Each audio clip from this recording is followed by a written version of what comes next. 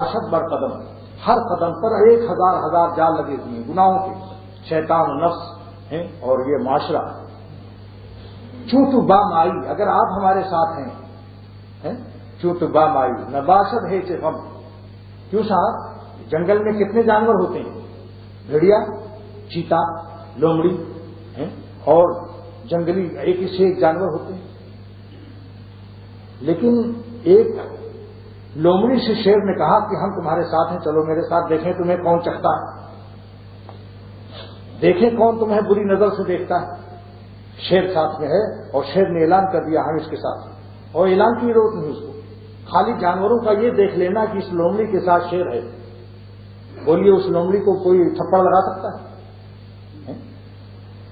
کوئی جانور بڑے سے بڑا چیتا بھی تگڑا ہوتا ہے اور لومڑی سے 1000 گنا زیادہ طاقت، مگر جب دیکھا کہ وہ ہم تو شیر ہیں، سوا شیر اس کا محافظ ہے، اس کا پاسبان، دشمن اگر قوی نگہباں قوی طرز، دشمن اگر مضبوط ہے نگاہ ہماری حفاظت کرنے والا اس سے زیادہ قوی ہے۔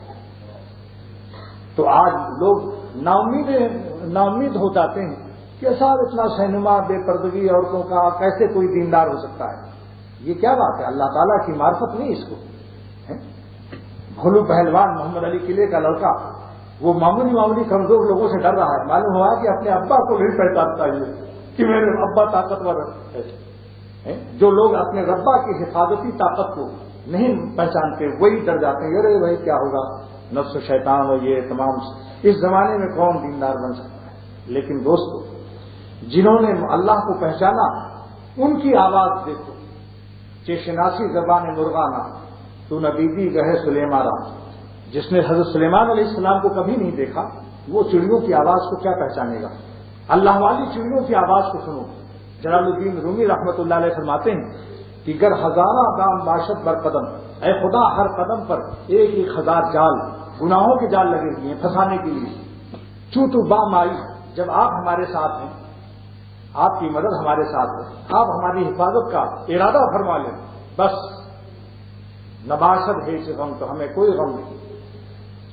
اور اگر کبھی نفس شیطان نے بہکا بھی دیا لیکن اس کا تعلق اللہ سے ہے، رویا کرتا ہے، حفاظت کے لیے گڑگڑاتا رہتا ہے، کبھی پھسل کے گرے گا بھی تو چوٹ بھی آئے گی، لیکن پہلے سے زیادہ اس کی تعمیر بہتر کر دی جائے گی۔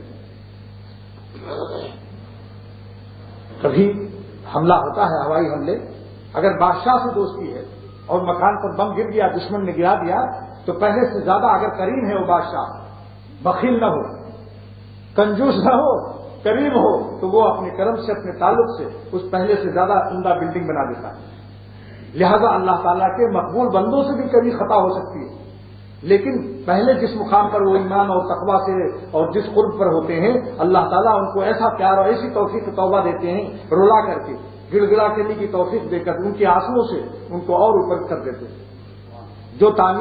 جو تخریب کیا تھا نفس شیطان نے، اس سے زیادہ بہتر تعمیر کر دیتے ہیں۔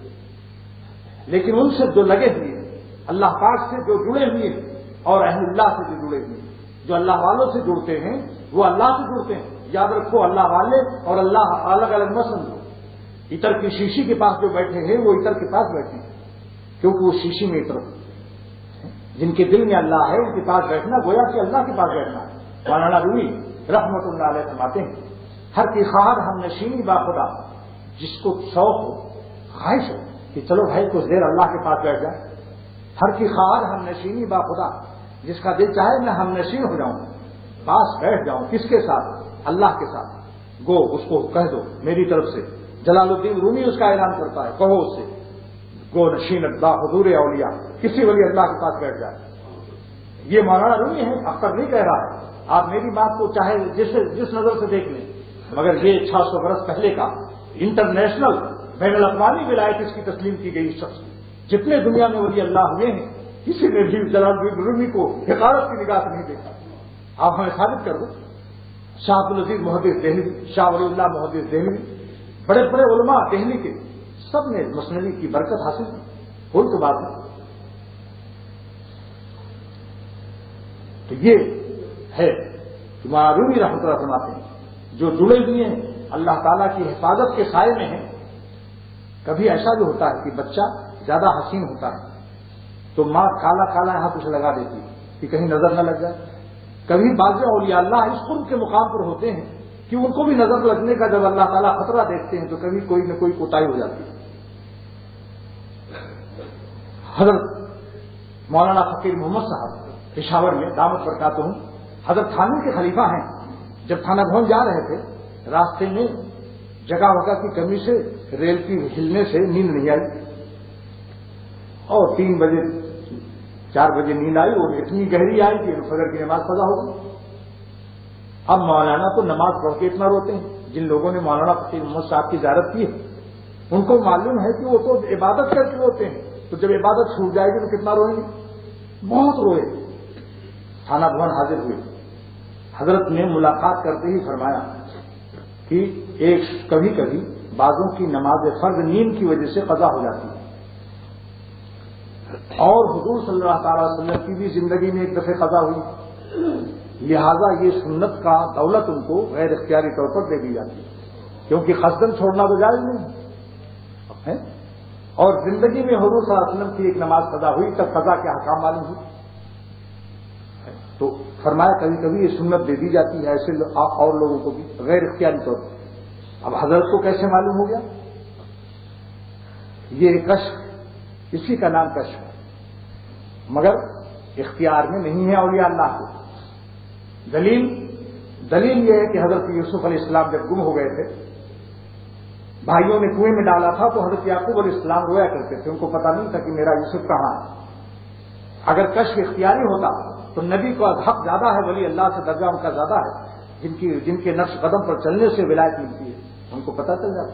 مگر حضرت یعقوب علیہ السلام رو رہے ہیں, یا اسفا علی یوسف, ہائے یوسف افسوس, پتہ نہیں. اور جب اللہ کو حکم ہوا تو مصر سے انہوں نے اپنا کرتا بھیج دیا کہ ابا کو, بھائیوں کو دیا کہ میری قمیص لے جا کر ابا کے آنکھوں پر ڈال دینا. روتے روتے اندھے ہو گئے ہیں, نابینا ہو گئے ہیں, آنکھ کی روشنی ختم ہو گئی ہے میرے غم میں.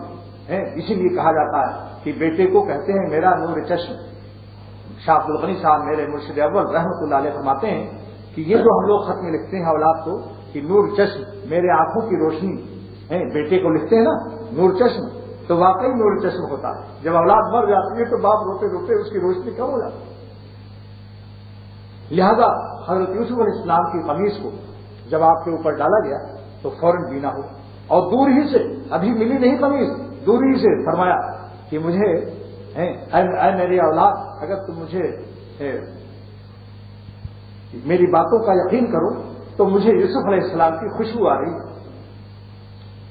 مصر بوئے پیراہن شنیدی, ساری شیرازی فرماتے ہیں کہ مصر سے یوسف علیہ السلام کے لباس کی خوشبو تو مل گئی جب اللہ نے چاہا, اور جب خدا نے نہیں چاہا چرا اگر چاہے کنعانش نہ دیدی, چاہے کنا جو گاؤں کے قریب 2 میل کے فاصلے پر اس میں تھے جس کنویں میں ڈالے گئے, اور حضرت یعقوب علیہ السلام کو پتہ نہیں چلا. یہ اس سے عقیدے کی اصلاح کر دی جاتی ہے کہ اولیاء اللہ کے کوئی علم غیب نہیں ہوتا, اختیار میں نہیں, کشف بھی اختیار میں نہیں. اور بعض کہتے ہیں بس ولی اللہ کے منہ سے نکل جائے گا تو صاحب بس پتھر کی لکیر تو ہو کے رہے گا. یہ عقیدہ بھی غلط ہے. اولیاء اللہ کی دعائیں بے شک تمام دنیا کی دعاؤں سے جلد قبول ہوتی ہیں کیونکہ وہ اللہ کے پیارے ہیں. لیکن یہ بھی ساتھ ساتھ لگاؤ کہ اللہ تعالیٰ کا فضل شامل حال ہو, اللہ اپنے فضل سے ہمارے بزرگوں کی دعاؤں کو ہمارے لیے قبول فرمائے. ایسا اختیار میں نہیں, ورنہ تو پھر سب ولی اللہ اپنے بیٹوں کو ولی اللہ کیوں نہیں بنوا لیتے. حضرت صلی اللہ تعالی علیہ وسلم نے اپنے چچا سے فرمایا کہ اے میرے چچا, آپ تو مر رہے ہو, میرے کان میں کہہ دو کلمہ پڑھو. اگر شرم آتی ہے قریش قوم سے تو میرے کان میں کلمہ پڑھ دو, یہ نبی آپ کے کلمے کی شہادت دے گا میدان محشر. کیا جواب دیا انہوں نے؟ جواب دیا کہ اے میرے بھتیجے, مجھے جہنم منظور ہے لیکن میں یہ کلمہ پڑھ کر اپنی قوم میں حقیر نہیں ہو سکتا ہوں. اخترت العار علی النار, میں آر کو ترجیح دیتا ہوں نار پر, دوزخ پر. کیا بات ہے, اتنی دعا مانگی. اللہ تعالیٰ نے دکھا دیا قیامت تک کے لیے کہ اگر میں نہ چاہوں تو نبی کی دعا بھی قبول نہیں ہو سکتی. اور حضرت عمر رضی اللہ جہاں چاہتے ہیں اللہ تعالیٰ, حضرت عمر رضی اللہ تعالیٰ عنہ کے لیے آپ نے ہاتھ اٹھایا کہ اللہ 2 عمر میں سے ایک کو ایمان دے دے. ایک عمر ابن خطاب, ایک عمر ابن حشام.